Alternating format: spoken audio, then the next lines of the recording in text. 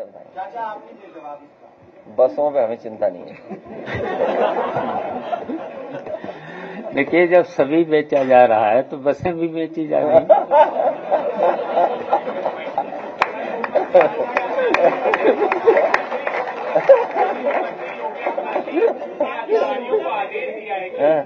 जितने भी सरकारी भवन है और विभाग है वहाँ पे प्राकृतिक गोबर का इस्तेमाल किया जाए।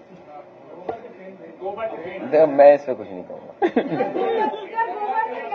उन्नाव के साक्षी महाराज ने कहा है कि साक्षी महाराज ने कहा कि अखिलेश के दिमाग में गोबर भरा है, उनका साक्षी जब मिलेंगे हम उन्हें प्रणाम भी करेंगे और हम पूछेंगे जरूर उनसे। देखो, मैं सच बताऊंगा आपको, आप नहीं जानती कुछ भी। जिस दिन हम चाहेंगे साक्षी महाराज जी समाजवादी पार्टी में आ जाएंगे। आप जानती नहीं हो कुछ। सच बता रहा हूं मैं आपको, आप पूछ लो फोन मिला के। हम लोग जिस दिन चाहेंगे उसी दिन साक्षी महाराज जी समाजवादी पार्टी में आ जाएंगे।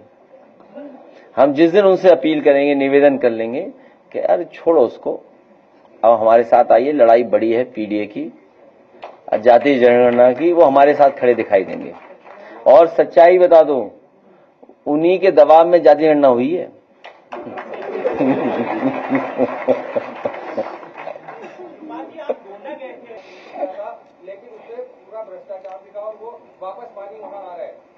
आप बहुत गलत बोल रहे हैं। आदरणीय योगी मुख्यमंत्री जी बहुत ही ईमानदार हैं।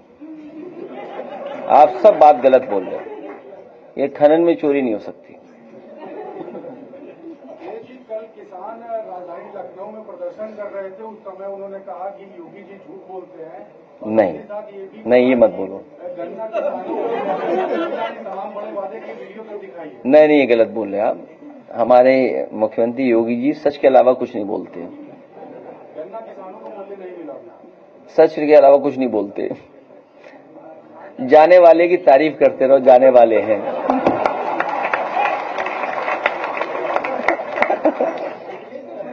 आपको भी पता है, सबको पता है।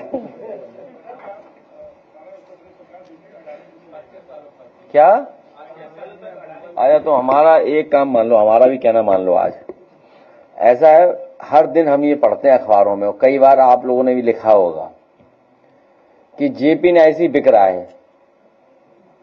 हम आज आपके सामने कह रहे हैं कि जब सब बीजेपी बेच ही रही है तो हम समाजवादी पार्टी के लोग मिलकर के जेपी न्यासी को लेना चाहते हैं।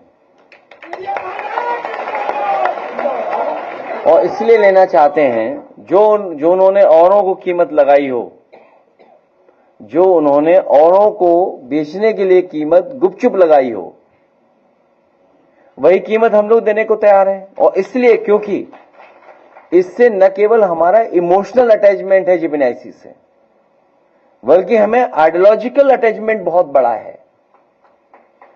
और आइडियोलॉजिकल अटैचमेंट के साथ साथ जिस समय इसको शिलान्यास किया गया था, उस समय देश के बहुत सारे सोशलिस्ट लीडर्स आए थे, जिसमें नेताजी, जॉर्ज फर्नांडिस साहब और अन्य लोग आए थे।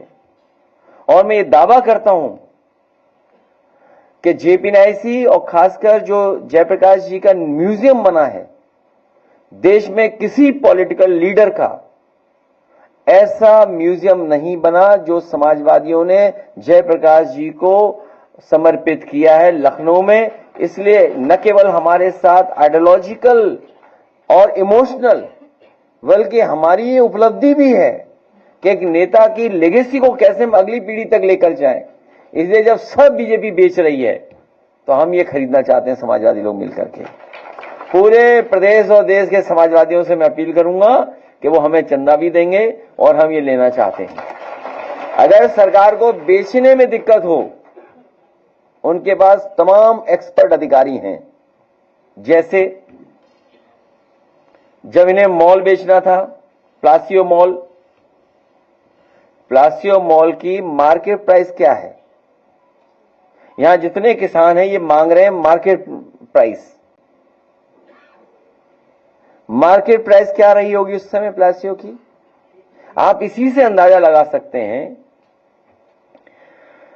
एक स्पेस सूट वाले हैं डिप्टी सीएम,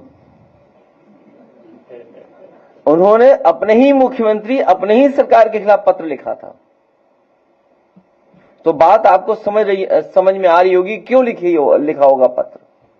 तो एक तो वो एक्सपर्ट अधिकारी हैं, दूसरा समाजवादी पार्टी ने किसानों के लिए, उनकी मदद के लिए, सुविधा के लिए, उनके लिए एक बाजार क्रिएट किया था।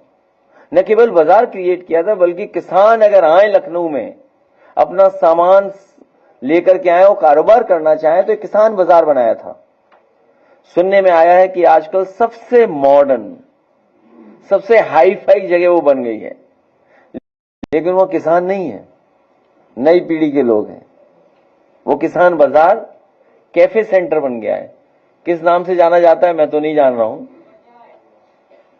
मैं तो एक ही बार गया हूं वहां पर। हाँ?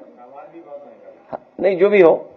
और उसके बगल में किसानों को रुकने की जगह थी जिसमें होटल बन गया है बहुत बड़ा लाल रंग का। वो देखिए, लाल रंग हमारा था। हाँ? लाल रंग हमारा था, लेकिन वो लाल रंग नहीं हटा, होटल हट गया, किसान की जगह किसी उद्योगपति पहुंच गया। हमें कोई आपत्ति नहीं है। तो वो जो एक्सपर्ट लोग हैं, मैं केवल इन बातों को इसलिए कह रहा हूं कि वो एक्सपर्ट हैं कि कैसे कोई चीज बेची जाती है। ये सरकार एसेट्स नहीं क्रिएट कर सकती, सरकार एसेट्स को बेच रही है, क्योंकि कल हम और आप कंगाल हो जाएंगे।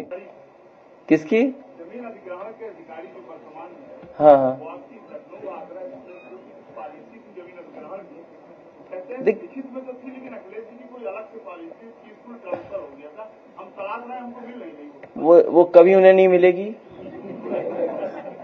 कि उसके लिए दिल बड़ा होना चाहिए।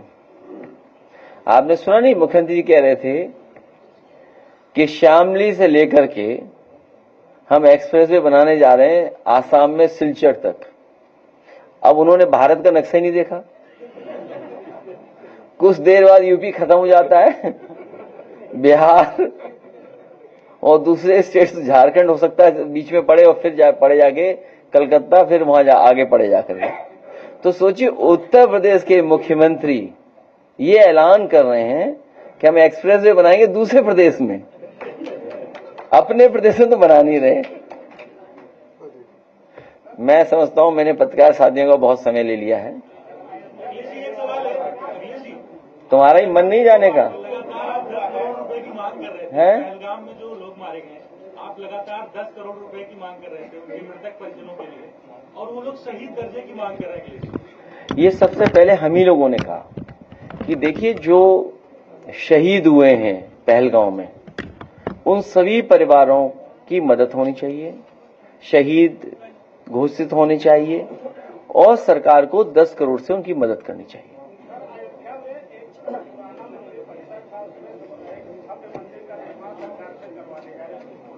कौन से भगवान है वहां? है? मुझे मेरी जानकारी में नहीं है। मेरी